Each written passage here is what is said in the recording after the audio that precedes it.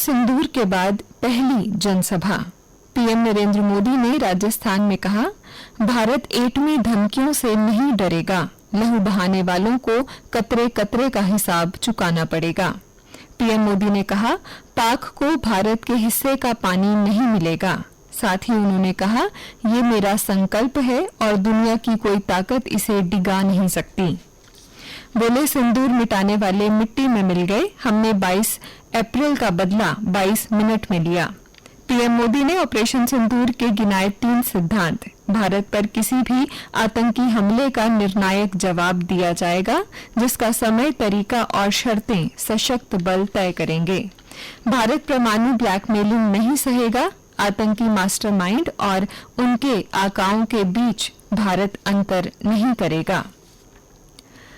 3 से 4 आतंकी घिरे, जवान बलिदान। जंगल में छिपे आतंकियों ने की फायरिंग, 2 अन्य जवान घायल। हेलीकॉप्टर ड्रोन से आतंकियों पर रखी जा रही नजर। घिरे दहशतगर्दों में आतंकी कमांडर सैफुल्लाह भी शामिल हो सकता है। घातक बटालियन का हिस्सा थे बलिदानी संदीप। बहादुरी पर गर्व, 6 जाबाज कीर्ति और 33 शौर्य चक्र से सम्मानित। जिन परिवारों ने अपनों को खोया, राष्ट्रपति द्रौपदी मुर्मू ने उन्हें गले लगाकर धीरज बंधाया। जम्मू कश्मीर के special police officer Abdul Latif को शौर्य चक्र, वहीं जम्मू कश्मीर पुलिस के बलिदानी डीएसपी हुमायूं मुजम्मिल भट्ट को मरणोपरांत कीर्ति चक्र प्रदान किया गया। NEET PG pre counselling fees की घोषणा अनिवार्य। चिकित्सा क्षेत्र के पीजी प्रवेश में व्यापक रूप से सीट ब्लॉकिंग पर चिंता जताते हुए सुप्रीम कोर्ट ने नीट पीजी के लिए सभी निजी और डीम्ड विश्वविद्यालयों के लिए प्री काउंसलिंग फीस का खुलासा अनिवार्य कर दिया है। दान के जरिए हर धर्म में स्वर्ग की चाहत, वक्फ कानून पर अंतरिम आदेश सुरक्षित। सिब्बल ने कहा, वक्फ इस्लाम के 5 अनिवार्य सिद्धांतों में से एक। सीजेआई ने कहा, दान तो हर धर्म का अभिन्न अंग, संवैधानिकता की धारणा कानून के पक्ष में। याचिकाकर्ताओं की ओर से सिब्बल ने कहा, विवादित संपत्ति की जांच का प्रावधान मनमाना।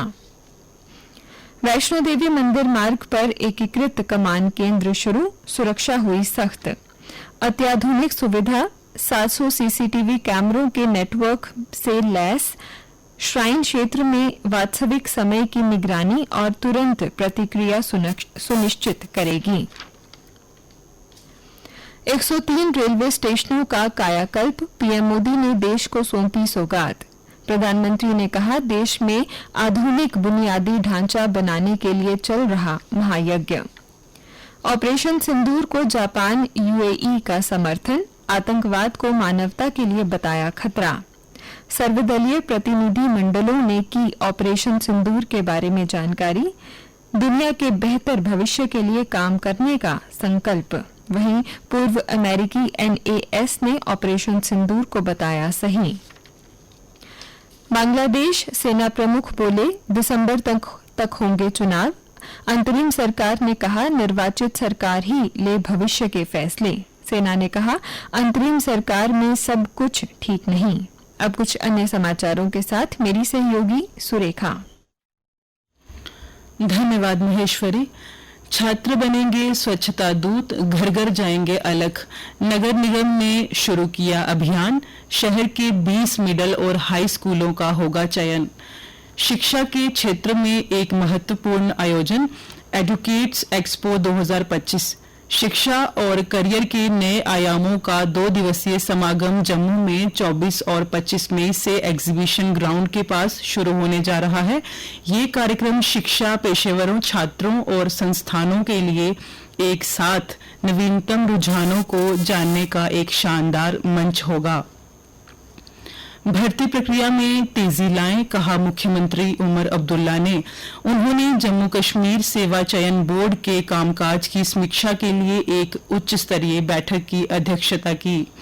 जम्मू कश्मीर में वाहनों पर लगने वाले जीएसटी पर वसूला जा रहा रोड टैक्स केंद्र की अधिसूचना की अवहेलना हो रही, कारोबारी व उद्योग जगत असमंजस में। और अब खेल समाचार। खो खो अंडर 17 में मीरा साहिब, कबड्डी में गांधीनगर बना विजेता। अंतर जोनल जिला स्तरीय प्रतियोगिता में खो खो, कबड्डी व बास्केटबॉल के साथ हुए फाइनल मुकाबले। सुपर जॉइंट्स ने तोड़ा गुजरात की जीत का क्रम, मार्च के पहले शतक से मिली विजय। लखनऊ 33 रन से जीता, मिचेल ने बनाए 117 run. FIH hockey pro league के यूरोपीय चरण में भारतीय पुरुष टीम 7 जून से नीदरलैंड बेल्जियम में खेलेगी। भारत के अनुभवी बैडमिंटन खिलाड़ी किदांबी श्रीकांत ने मलेशिया मास्टर्स के दूसरे दौर में आयरलैंड के एनहार्ट गुयेन को हराकर क्वार्टर फाइनल में प्रवेश किया। आइए अब जानते हैं मौसम का हाल। श्रीनगर तपा, 54 साल बाद पारा 34 के पार। जम्मू को कुछ राहत, पारे में लगभग 3 डिग्री की गिरावट। मौसम विभाग ने आज के लिए जारी किया येलो अलर्ट। कल दिन का अधिकतम तापमान 42 डिग्री सेल्सियस और न्यूनतम तापमान 27 डिग्री सेल्सियस रिकॉर्ड किया गया। आज सूर्यास्त 7:27 पर और कल सूर्योदय 5:28 पर होगा।